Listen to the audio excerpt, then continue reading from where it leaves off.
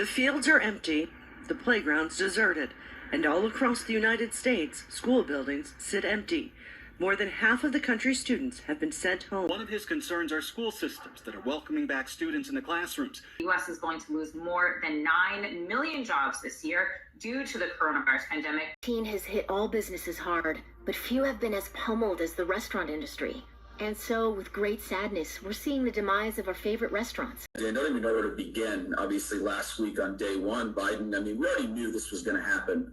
He had a campaign platform where he promised to amnesty everybody and gut immigration enforcement, both in the interior of the country and the border. But again, on day one, his first day in office, right when he entered the Oval Office, he puts illegal aliens first and Americans last. He had a big first day. He issued about 17 executive orders, multiple agency directives, and sent his first bill to Congress. And even though we're in the middle of a global pandemic and an economic crisis that, expands well beyond the immigration issue was his top priority. Of those 17 actions, only 3 dealt with coronavirus, 2 with the economy, then 2 with climate, 2 with racial equity, 1 with ethics.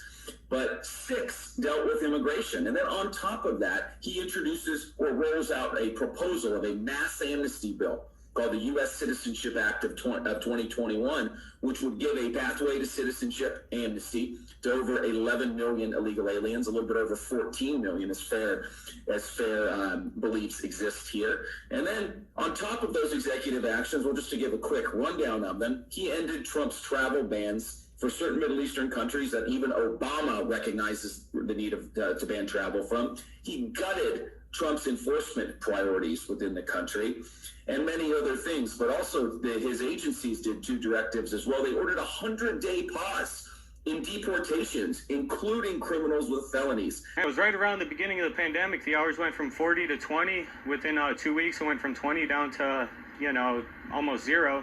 At that point, I did have to quit, file the unemployment, wait for that stuff to come through. First time I ever applied for it. Many schools around the world, as you know, have shut down, some for extended periods of time as this virus spreads. In the U.S., some schools in 7 states have temporarily closed as a precaution. Retailers are closing a large number of stores for good. The prolonged and unexpected closures of stores in response to the pandemic has had severe consequences on many businesses across America. It appears that the number one priority for the Biden administration is not you, it's not me, it's people living in this country illegally and those that might come to this country in the future. That apparently is job one of President Joe Biden's administration. At least that's what we're hearing. Joining me straight away is Dave Ray, the communication director for the Federation for American Immigration Reform, better known as FAIR. Dave, good to have you here on the program. Thank you for taking the time.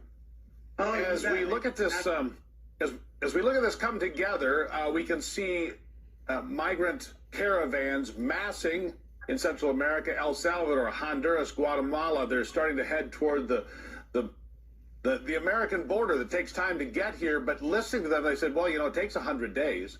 And he said, we're going to have a deal in 100 days.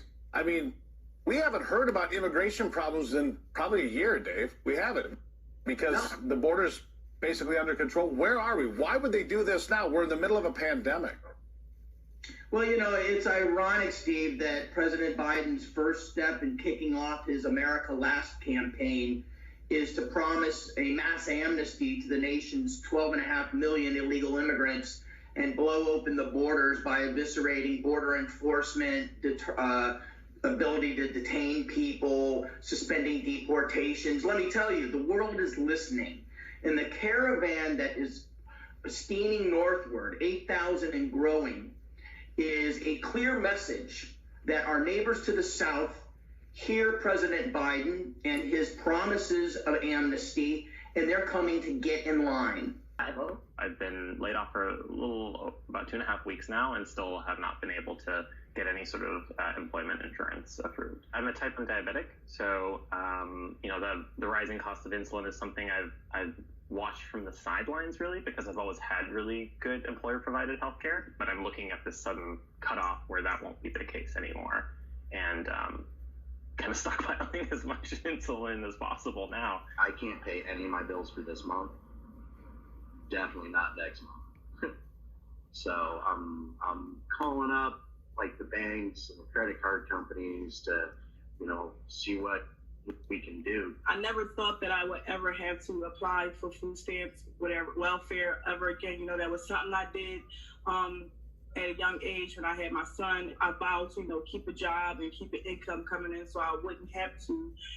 A new president is set to take office in America. He's promised to give legal status to 11 million immigrants.